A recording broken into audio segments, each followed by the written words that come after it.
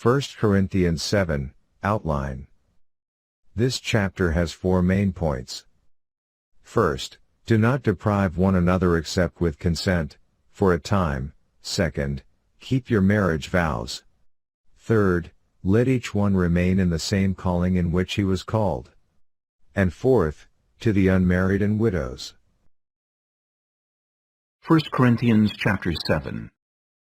Now concerning the things of which you wrote to me, it is good for a man not to touch a woman. Nevertheless, because of sexual immorality, let each man have his own wife, and let each woman have her own husband. Let the husband render to his wife the affection due her, and likewise also the wife to her husband. The wife does not have authority over her own body, but the husband does. And likewise, the husband does not have authority over his own body, but the wife does.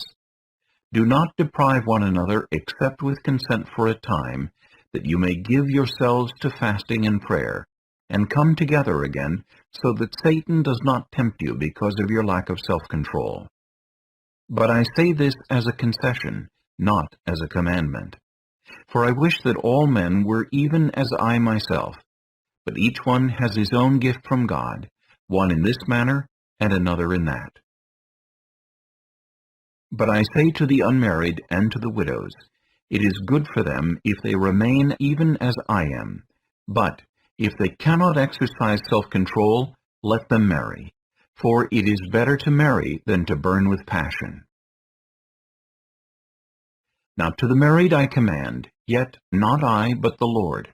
A wife is not to depart from her husband. But even if she does depart, let her remain unmarried, or be reconciled to her husband. And a husband is not to divorce his wife. But to the rest I, not the Lord, say, if any brother has a wife who does not believe, and she is willing to live with him, let him not divorce her. And a woman who has a husband who does not believe, if he is willing to live with her, let her not divorce him. For the unbelieving husband is sanctified by the wife, and the unbelieving wife is sanctified by the husband. Otherwise your children would be unclean, but now they are holy. But if the unbeliever departs, let him depart. A brother or a sister is not under bondage in such cases. But God has called us to peace. For how do you know, O wife, whether you will save your husband? Or how do you know, O husband, whether you will save your wife? But as God has distributed to each one, as the Lord has called each one, so let him walk. And so I ordain in all the churches. Was anyone called while circumcised? Let him not become uncircumcised. Was anyone called while uncircumcised? Let him not be circumcised. Circumcision is nothing, and uncircumcision is nothing, but keeping the commandments of God is what matters. Let each one remain in the same calling in which he was called. Were you called while a slave? Do not be concerned about it, but if you can be made free, rather use it. For he who is called in the Lord while a slave is the Lord's freedman. Likewise, he who is called while free is Christ's slave. You were bought at a price. Do not become slaves of men. Brethren, let each one remain with God in that state in which he was called. Now concerning virgins, I have no commandment from the Lord, yet I give judgment as one whom the Lord in his mercy has made trustworthy. I suppose, therefore, that this is good because of the present distress, that it is good for a man to remain as he is. Are you bound to a wife? Do not seek to be loosed. Are you loosed from a wife? Do not seek a wife. But even if you do marry, you have not sinned. And if a virgin marries, she has not sinned. Nevertheless, such will have trouble in the flesh, but I would spare you.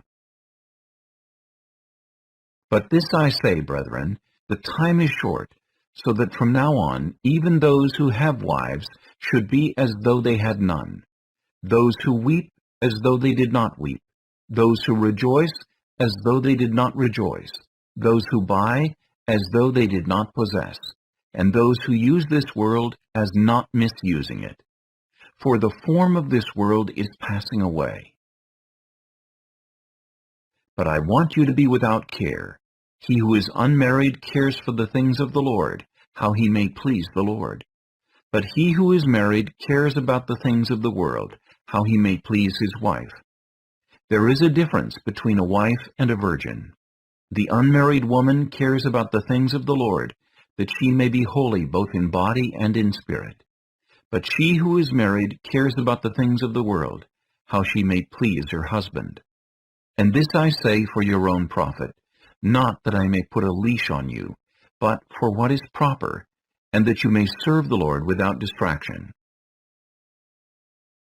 But if a man thinks he is behaving improperly toward his virgin, if she is past the flower of youth, and thus it must be, let him do what he wishes. He does not sin. Let them marry.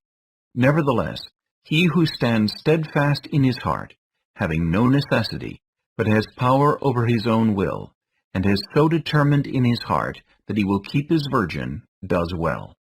So then, he who gives her in marriage does well, but he who does not give her in marriage does better. A wife is bound by law as long as her husband lives, but if her husband dies, she is at liberty to be married to whom she wishes, only in the Lord. But she is happier if she remains as she is, according to my judgment, and I think I also have the Spirit of God.